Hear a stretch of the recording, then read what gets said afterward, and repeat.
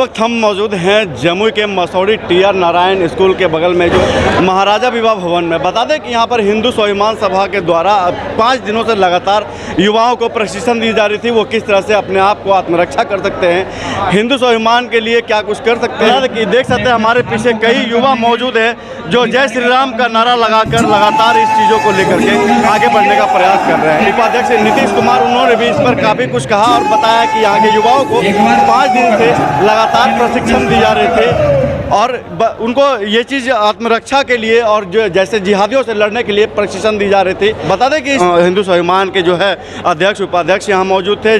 बता दें कि जमुई जिला के उपाध्यक्ष नीतीश कुमार भी यहाँ मौजूद थे, उन्होंने भी काफ़ी कुछ बताया। मैं दिखाता हूँ एक छोटी सी झलक कि किस तरह युवाओं में आजकल जोश बढ़ गया है जय श्री राम को लेकर, वो भी मैं तस्वीरों के माध्यम से दिखाऊंगा। आइए दिखाते हैं क्या कुछ बता रहे हैं यहाँ के उपाध्यक्ष और हिंदू स्वाभिमान के अध्यक्ष। हिंदू स्वाभिमान सभा का जो ये आयोजित बैठक किया गया, क्या प्रशिक्षण शिविर दिया गया यहाँ के लोगों को? यहाँ के देखिए 15 तारीख से 19 तारीख तक प्रशिक्षण शिविर लगाया गया था 5 दिनों का। आज उसका समापन किया जा रहा है। इन 5 दिनों में योग, कराटे, बौद्धिक ज्ञान और किस प्रकार से हम लव जिहाद से लड़ सकते हैं, किस प्रकार से हम ज़मीन जिहाद से लड़ सकते हैं, किस प्रकार से हम धर्म परिवर्तन को रोक सकते हैं जो हिंदू समाज का होने वाला धर्म परिवर्तन है, इन सभी चीज़ों का प्रशिक्षण दिया गया है। और हिंदू समाज किस प्रकार से जागे और आगे बढ़े, और जिस प्रकार से इस देश के अंदर भारत की सरकार ने अभी तक जनसंख्या नियंत्रण कानून नहीं बनाया है, इसलिए इन सभी चीज़ों की मांग हम लोग ऊपर उठाने का काम कर रहे हैं ताकि भारत सरकार जल्द से जल्द इस जनसंख्या विस्फोट को रोके और जनसंख्या नियंत्रण कानून को लागू करे। इस देश के अंदर रोहिंग्या बांग्लादेशी घुसपैठी जो घुसपैठ किए हुए हैं, जो इस देश में रह करके खाते हैं इस देश का और गाते हैं पाकिस्तान और बांग्लादेश का, ऐसे लोगों को एनआरसी लाकर जल्द से जल्द इस देश से बाहर किया जाए। इन सभी चीज़ों का प्रशिक्षण दिया जा रहा है और हम लोगों की ये मांग है भारत सरकार से कि एनआरसी जनसंख्या नियंत्रण कानून इन सभी चीज़ों को जल्द से जल्द लागू किया जाए, नहीं तो इस देश में बहुत ही विस्फोटक स्थिति हो जाएगी। एक तरफ आप जनसंख्या नियंत्रण लागू की बात करते हैं, दूसरी तरफ बांग्लादेशी घुसपैठ बनाकर शाहीन बाग में भारी संख्या में वापस, वैसे में क्या कहेंगे? यही तो इस देश की विडंबना है। आज मोदी सरकार को आए हुए 10 साल हो रहे हैं और एनआरसी लागू नहीं हुआ है और इस देश के अंदर बांग्लादेशी लगातार घुसते जा रहे हैं और भारत के अनाज को खाते जा रहे हैं और गाते हैं पाकिस्तान और बांग्लादेश का।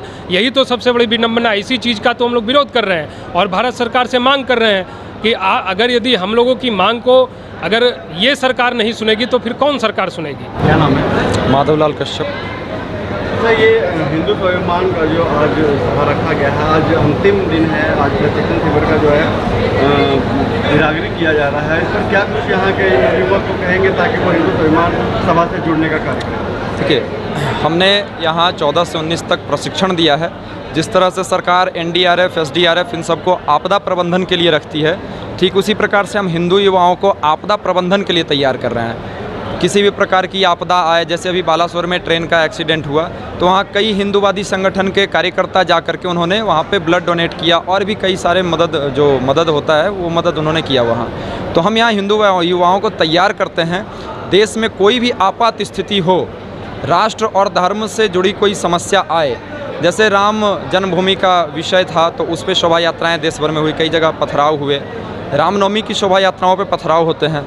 तो पुलिस जब तक ना आए, चूँकि वैसे में पुलिस की व्यवस्था फेल हो जाती है, उस स्थिति में हमारा कार्यकर्ता रामलला के रथ का रक्षा करे, मूर्तियों की रक्षा करे, डीजे होते हैं, माता बहनें होती हैं, उनकी सुरक्षा करे। इसके लिए इन सबको प्रशिक्षण यहाँ दिया गया है, 5 दिवसीय प्रशिक्षण।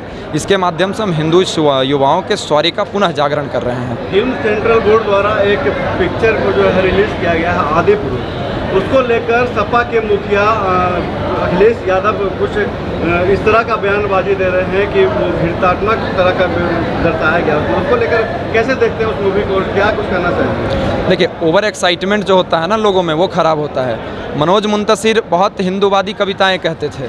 मनोज मुंतशिर प्रचंड हिंदूवादी कविताओं के कवि रहे, लेकिन ओवर एक्साइटमेंट में उस व्यक्ति ने कुछ ऐसा लिख दिया जो हिंदू समाज की भावनाओं के बिल्कुल विपरीत था और फिर उसमें ऐसे पात्रों का चयन किया गया जो पात्र नहीं कुपात्र, कृति से लोगों को दिखाया गया। तो ऐसा है कि सीता बनने के लिए अदाएँ नहीं मर्यादाएँ चाहिए, जो उसमें बिल्कुल नहीं है। नचनियों को जो ठुमके लगाती है पैसों पे, उन लोगों को माँ सीता का रोल दिया गया। ये घृणित काम है, ये नहीं करना चाहिए था, ये नहीं होना चाहिए था, ये कहीं से बर्दाश्त के योग्य नहीं है। देखिए, बॉलीवुड वाले तो सनातन धर्म को नाश करने के लिए शुरू से ही लगे हुए हैं। आप शोले फिल्म ही देख लीजिए, उसमें जो एक मुल्ला जी रहते हैं, उनका बेटा मर जाता है, वो नमाज़ पढ़ने के लिए तुरंत चले जाते हैं। और जो भी डाकू रहते हैं, डकैत रहते हैं, वो तिलकधारी होते हैं और काली मार भगवती के भक्त ही उनको दिखाया जाता है।